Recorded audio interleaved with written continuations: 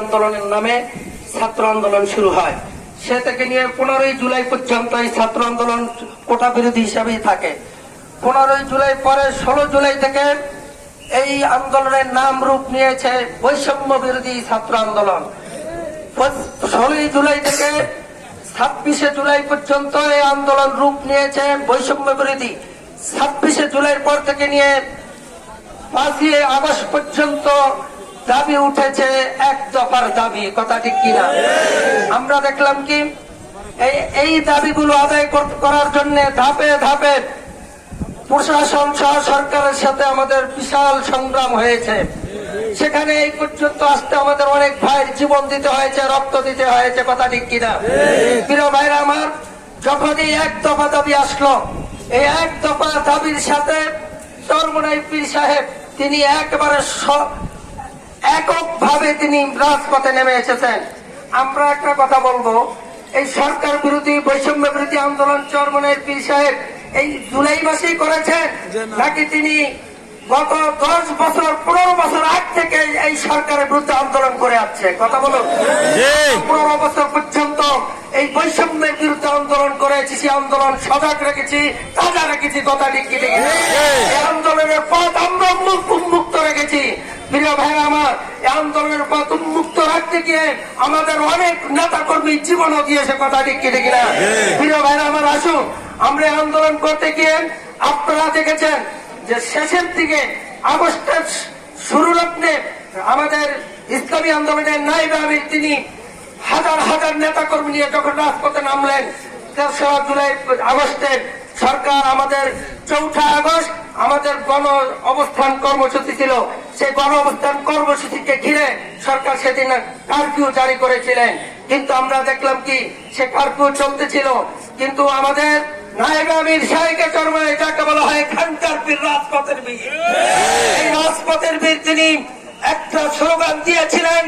আপনারা জানেন বরিশালে নির্বাচনে, সিটি নির্বাচনে তিনি বলেছিলেন এই স্বৈরাচারক শাসককে পতন না করার পর্যন্ত আমি গলা ফিরব না। তিনি উৎকণ্ঠার সাথে বলতে বাধ্য হয়েছেন যতক্ষণ পর্যন্ত এই সরকারকে উৎখাত না করতে পারবো আমি ঘরে ফিরে যাব না। এবং তিনি এও বলেছেন আল্লাহ যেন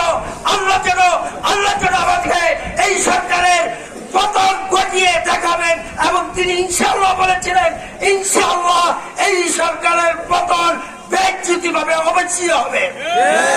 আমরা দেখতে পেলাম কি অল্প কয়েকদিনের মাথায় এই সরকার শুধু ব্যক্তি নয়, অপমান, অপদস্থ, লাঞ্ছিত হয়ে তিনি চোরের মতো পালাতে বাধ্য হয়েছে, কথা দেখে।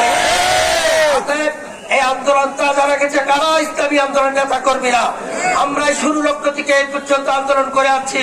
সর্বশেষ 5ই জুলাই লক্ষ লক্ষ লোকের, 5ই আগস্ট লক্ষ লক্ষ লোকের একটি বিশাল বাহিনী নিয়ে আমাদের ইসলামী আন্দোলনের নায়েব আমির সর্বপ্রথম কারফিউ ভঙ্গ করে যখনই গণভবনের দিকে রওনা দিলেন, গণভবন লক্ষ্য করে যখনই কাছাকাছি গিয়ে গেলেন এবং তাদের সাথে ছাত্র আন্দোলনের সবাই জড়িত হয়ে বিশাল বাহিনী নিয়ে যখনই গণভবনের দিকে রওনা দিলেন, তখনই আমাদের দেশের সেনা প্রধান তিনি সজাগ হয়ে বলেন, শেখ হাসিনাকে বললেন আপনি আর 1 মিনিটও গণভবনে থাকতে পারবেন না, কারণ পীর সাহেব চরমোনাই সহ লক্ষ লক্ষ লোকের বাহিনী আপনার গণভবনের দিকে আছে, আপনার চামড়াও খুঁজে পাওয়া যাবে না, গণভবন থেকে বের হয়ে যাওয়ার ব্যবস্থা করুন।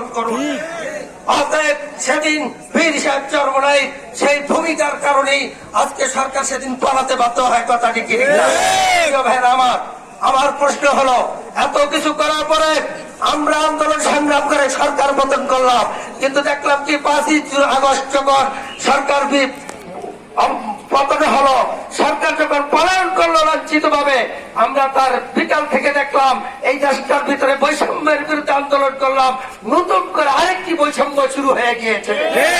রাত্রিবেলায় শুনলাম বোমা মারা হচ্ছে, মানুষের ঘর বাড়ি দখল করা হচ্ছে, গড়ি চুরি করা হচ্ছে, পুকুর পুষ্করি গুলি দখল করে নেওয়া হচ্ছে, মানুষকে রাস্তাঘাটে যেখানে পায় সেখানে অকাতরে তাদেরকে আঘাত করা হচ্ছে। কথা ঠিক ঠিক না? তাহলে আমরা কেন রক্ত দিয়েছে? আমার মনে হয় এই বৈষম্য বিরোধী আন্দোলন করতে গিয়ে আমার যে সকল ভাই রক্ত দিয়েছেন, এই অবস্থা যদি তারা দেখতেন, আর যদি তারা আবার নতুন করে বেঁচে থাকতেন, তারা হাততাল করে মারা যেতেন। কথা ঠিক ঠিক না? প্রিয় ভাইরা আমার, আমি বলতে চাই আজকে হাট বাজার গুলো দখল হয়ে গিয়েছে, হাট বাজারে সিন্ডিকেট শুরু হয়ে গিয়েছে। বাজারে 2.5 কেজি আম 100 টাকা 200 টাকা, কেউ যদি 1 কেজি আম দিতে চায় 50 টাকা দিয়ে তার কাছে বিক্রি করে 2.5 কেজি দিতে হবে। 1 কেজি তরকারি বিক্রি হয় না, আধা কেজি তরকারি বিক্রি হয় না। এটা কেমন আপনারা বৈষম্য শুরু করেছেন? বিদায় আজকের এই জনতার সম্মুখে সুস্থ কণ্ঠে বলতে চাই, আবার যদি কেউ বাংলাদেশের মধ্যে বৈষম্য শুরু করো, বীর সাহেব চরমনের বাহিনী দিয়ে রক্ত দিতে হলে রক্ত দিয়ে নতুন করে বৈষম্যকে আমরা লাঞ্ছিত দেশ থেকে বিতাড়িত করবো ইনশাআল্লাহ। এই তথ্য আহ্বান জানিয়ে আমারও সমাপ্ত আলোচনা এখানেই সমাপ্ত করলাম। আসসালামু আলাইকুম রহমতুল্লাহ। দেখা হবে আগামী দিনের সকল রাজপথের সংগ্রাম স্লোগান মিছিলে।